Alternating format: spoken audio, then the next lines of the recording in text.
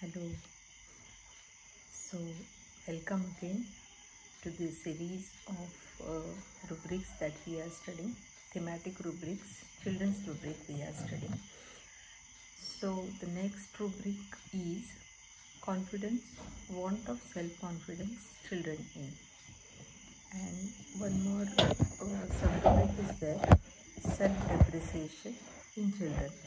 That is a single remedy rubric. It has a single remedy, that is Naja.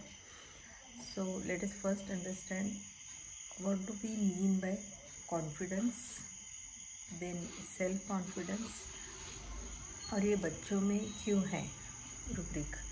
So confidence is a belief of trust in that a person or a thing is reliable, and self confidence is trust in oneself.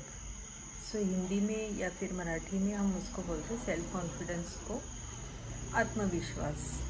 तो यहाँ पे want of self confidence मतलब कि कमी है, कहीं ना कहीं आत्मविश्वास की कमी है. तो ये बच्चे जो है 3 ही रेमेडीज़ है इसमें, कैलकेरिया सिलिकाटा, कार्सिनोसिन एंड नाजा.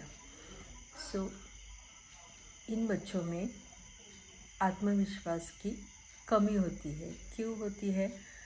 तो हो सकता है कोई सिचुएशन ऐसी हो लाइफ में जिसकी वजह से उनमें ये आत्मविश्वास की कमी आ गई हो. जैसे कैलकेरिया सिलिकाटा है तो वो तो हम जानते हैं, कैलकेरिया और सिलिकाटा दोनों भी जो रेमेडीज़ है, टिमिडिटी है दोनों में भी. सिलिशिया में तो बहुत सारी टिमिडिटी होती है उनको. जैसे हम बच्चों में पूछते भी हैं ये कंफर्म करने के लिए कि इनका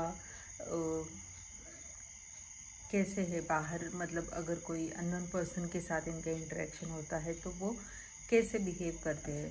तो वो टिमिडिटी उससे भी कंफर्म हो जाती है और कॉन्फिडेंस भी कंफर्म हो जाता है. तो ये हम अपने क्लिनिक में भी जब अपने सामने बच्चा हो तभी भी देख सकते हैं कि उनके पर्सनालिटी में आत्मविश्वास की कमी दिखाई देती है. ठीक है. और कार्सिनोसिन और नाजा अगेन उनकी लाइफ में ऐसे सिचुएशन आ जाती है. जैसे कार्सिनोसिन में फैमिली सिचुएशन ऐसी कुछ हो जाती है, उसकी वजह से वो अपना कॉन्फिडेंस नहीं जुटा पाता है, तो उसकी वजह से हो सकता है. और आगे जाके और एक सब रूब्रिक है, दैट इज़ सेल्फ डिप्रिसिएशन. मतलब एक तो आत्मविश्वास की कमी भी है और वो खुद को कमज़ोर समझते हैं, या फिर मेंटली, इमोशनली, फिज़िकली उनको लगता है कि वो दूसरों के कंपैरिजन में कम है, मतलब उनमें कुछ ना कुछ कमी है ऐसे लगता है. तो ये अगेन सिंगल रेमेडी रूब्रिक है, तो इसको थोड़ा कॉशियसली यूज़ करना है. Okay. So this is all about for today's rubric.